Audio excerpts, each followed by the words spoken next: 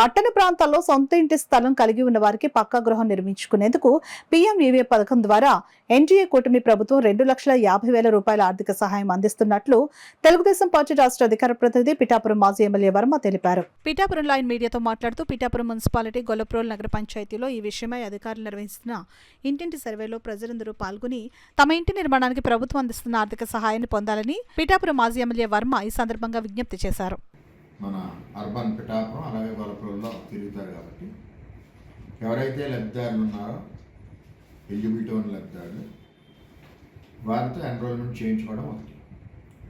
ముఖ్యంగా తెలుగుదేశం పార్టీ కార్యకర్తలు, జనసేన పార్టీ కార్యకర్తలు, బీజేపీ పార్టీ కార్యకర్తలు కూడా పార్టీలకు అతీతంగా ఎవరైనా ఇల్లు కట్టుకుంటానంటే వారికి తెలియకపోతే ఈ పథకం గురించి వాళ్ళకి విశదీకరంగా తెలియజేసి అధికారులు వచ్చినప్పుడు ఎన్రోల్మెంట్ చేయించడం ఒకటి.